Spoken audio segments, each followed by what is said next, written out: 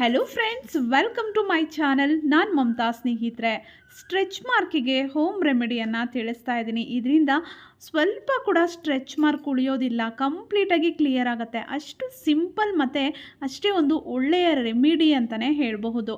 ಇದನ್ನು ತಯಾರಿಸ್ಕೊಳ್ಳೋದಕ್ಕೆ ಏನೆಲ್ಲ ಪದಾರ್ಥಗಳು ಬೇಕು, ಎಷ್ಟು ದಿನ ಬಳಸಬೇಕು ಅಂತ ಕೂಡ ವಿಡಿಯೋದಲ್ಲಿ ತಿಳಿಸ್ತೀನಿ.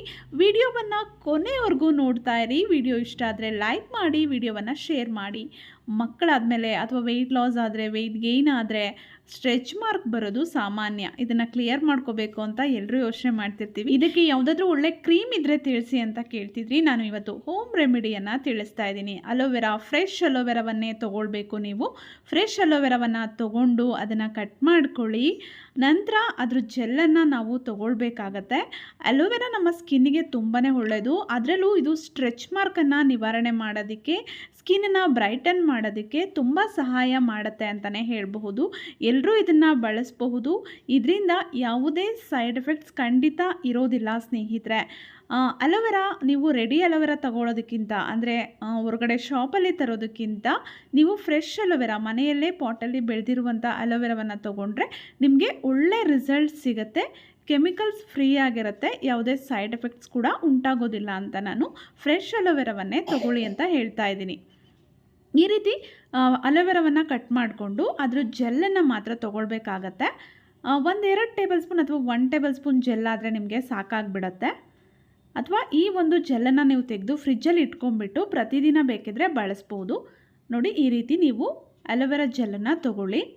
ಅಲೋವೆರಾವನ್ನು ನಾವು ನಮ್ಮ ಸ್ಕಿನ್ನಿಗೆ ಯೂಸ್ ಮಾಡ್ಬೋದು, ನಮ್ಮ ಕೂದಲಿಗೆ ಬಳಸಬಹುದು. ಇದರಿಂದ ಸ್ಕಿನ್ನು ತುಂಬ ಗ್ಲೋ ಆಗುತ್ತೆ.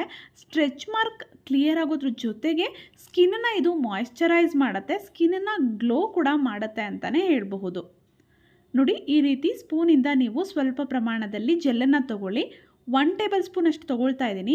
ಜಾಸ್ತಿ ಸ್ಟ್ರೆಚ್ ಮಾರ್ಕ್ ಇದೆ ಅಂದರೆ ಹೊಟ್ಟೆ ಭಾಗದಲ್ಲಿರುತ್ತೆ, ತೊಡೆಗಳ ಭಾಗದಲ್ಲಿರುತ್ತೆ, ಕೈಗಳ ಭಾಗದಲ್ಲೆಲ್ಲ ಜಾಸ್ತಿ ಇದೆ ಅಂತಂದರೆ ನೀವು 1-2 ಟೇಬಲ್ ಸ್ಪೂನ್ ಅಷ್ಟು ತೊಗೊಳ್ಳಿ.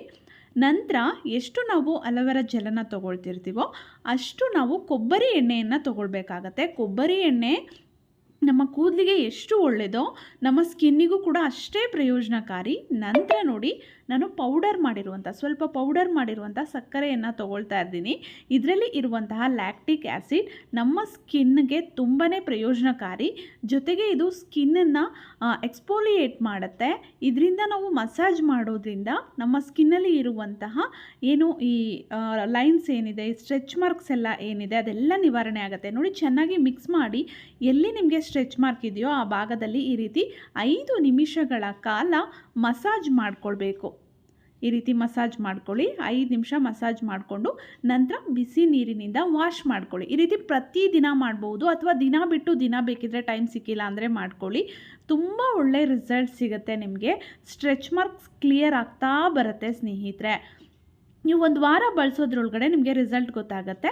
ನೀವು ಎಲ್ಲಿವರೆಗೂ ಕ್ಲಿಯರ್ ಆಗೋದಿಲ್ಬೋದು, ಅಂದರೆ ಅದು ಕಡಿಮೆ ಆಗ್ತಾ ಬರುತ್ತೆ ಅಲ್ವಾ, ಅದು ಕ್ಲಿಯರ್ ಆಗೋವರೆಗೂ ನೀವು ಯೂಸ್ ಮಾಡ್ತಾ ಇರಿ. ತುಂಬ ಒಳ್ಳೆಯ ರೆಮಿಡಿ, ಆರಾಮಾಗಿ ಎಲ್ಲರೂ ಇದನ್ನು ಬಳಸಬಹುದು.